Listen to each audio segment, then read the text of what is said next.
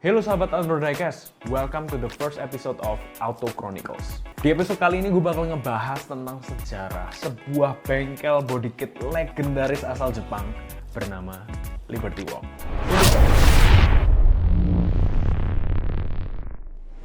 Untuk tahu perjalanan Liberty Walk dari sebuah bengkel dengan garasi kecil hingga menjadi bengkel body kit yang mendunia yang ramai dengan pesanan hingga sekarang, kita perlu kembali ke tahun 1967. Di tahun ini, di sebuah kota bernama Nagoya, lahirlah seorang anak laki-laki bernama Wataru Kato.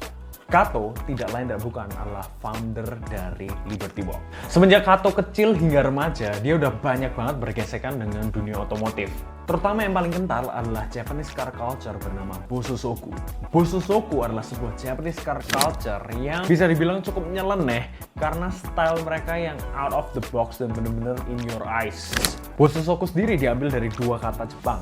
Boso artinya crazy atau loud, Zoku artinya adalah grup atau kelompok. Jadi kalau digabungin, ini jadi kelompok yang gila dan berisik. Dan bener aja, itu yang mereka lakukan di tahun 1980-an. Banyak para antusias mobil tuh cinta dengan culture yang satu ini, tapi di lain sisi mereka juga dibenci sama yang namanya polisi di sana.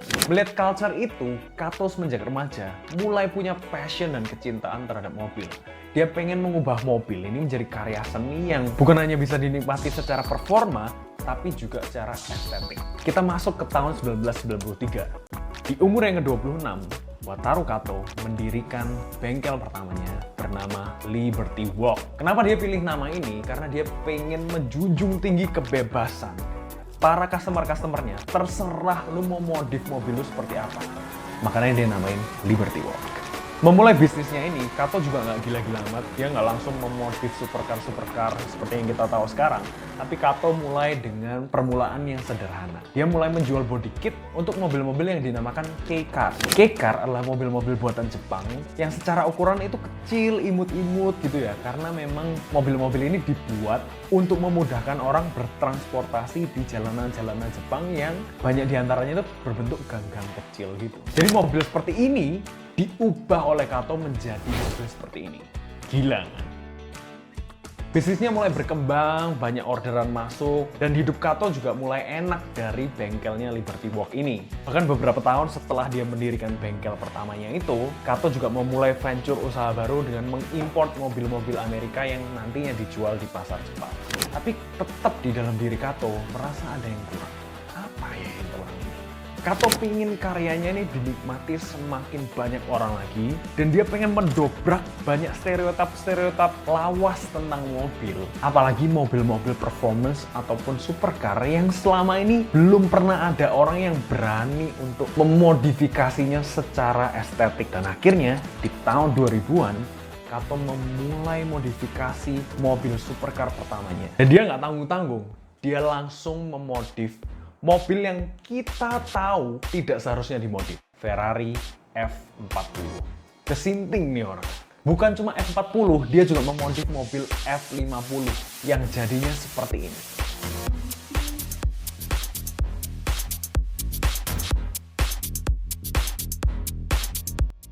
Dan waktu itu dunia otomotif gempar. Dan perlu kita ingat, tahun 2000-an internetnya belum seperti sekarang. Tapi itu sudah cukup untuk menyulut kegemparan di internet. Dan banyak orang menilai Kato ini udah gila. Dan gak seharusnya mobil legendaris seperti F40 dan F50 tuh dimodif, dioprek-oprek, bahkan dipotong-potong seperti ini Kato, hey. Jadi banyak purist atau banyak car enthusiast tuh sangat menentang modifikasi dari Kato ini. Tapi Kato tidak berkecil hati, karena dia ngelakuin itu buat diri sendiri, bukan buat orang lain. Beberapa tahun berlalu, dan di tahun 2008, teman Kato dari Amerika meminta Kato untuk memodifikasi mobil Lamborghini-nya. Ya, mobil Lamborghini itu adalah Lamborghini Murcielago yang akhirnya di-show off-kan atau dipajang di SEMA Las Vegas tahun 2009. Body kit Liberty yang nyentrik banget pada waktu itu. Sukses membuat mobil Lamborghini ini menjadi bahan omongan di SEMA tahun 2009. Pendapat orang masih beragam, ada yang menentang, ada yang mengapresiasi. Tapi di luar itu semua, setelah SEMA tahun 2009 ini pun, Kato tidak punya orderan lagi. Sampai di tahun 2013, dengan segala upaya dan dayanya, Kato mengirim 2 mobil lagi ke SEMA Las Vegas. Mobil pertama adalah mobil GTR R35 dan mobil kedua adalah Ferrari 458 Italia. Dan boom! Dua mobil ini sukses sekali lagi menggemparkan dunia otomotif yang kali itu di tahun 2013 sudah lebih melek dan lebih terbuka dengan dunia modifikasi body kit seperti Liberty Walk ini. Dan momen itulah yang mengantarkan Kato dan Liberty Walk menuju puncak kejayaannya hingga sekarang. Semenjak SEMA tahun 2013 itu, Kato mulai banjir sekali permintaan orang-orang pecinta mobil yang pengen mobilnya ini dimodif oleh Kato. Saking ramainya permintaan, Kato akhirnya mendirikan beberapa divisi dari Liberty Walk.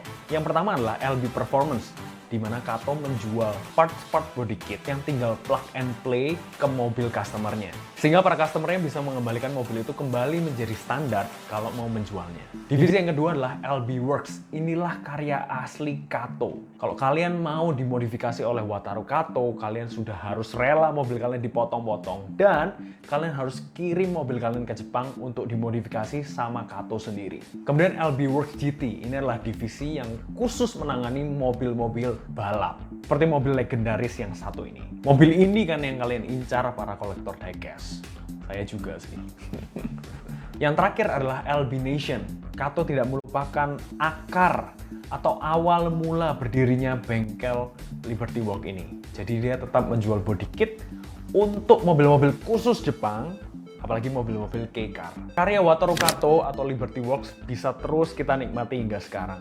Bahkan dalam dunia koleksi perdiecasan, apapun yang LBWK itu harganya pasti akan naik. Dan selalu jadi inceran para kolektor sampai rebutan, sampai nggak pernah nemu nih di toko-toko retail umumnya. Pasti kalian nemunya di Tokopedia, harganya sudah digoreng, dan lain sebagainya. Saya pun merasakan itu, guys. Karya-karya ikonik dari Liberty Walk seperti Nissan GT-R R35, Ferrari 458, McLaren 650S, bahkan replika dari Lamborghini Miura. Tenang guys, ini replikanya. Semua karya itu sudah tidak bisa dipungkiri lagi punya cap khusus, punya jejak khusus yang ketika orang lihat, orang nggak perlu mikir sana sini, orang sudah tahu, oh ini pasti Liberty Walk. Dan itu yang menjadikan Kato dan Liberty Walk terus menjadi bengkel body kit yang besar, yang ternama, yang disegani, dan dicintai oleh car culture seluruh dunia. Dan ini prinsip yang selalu dipegang oleh Wataru Kato sendiri. As long as it is a car, we can do it. And above all, let's be happy together.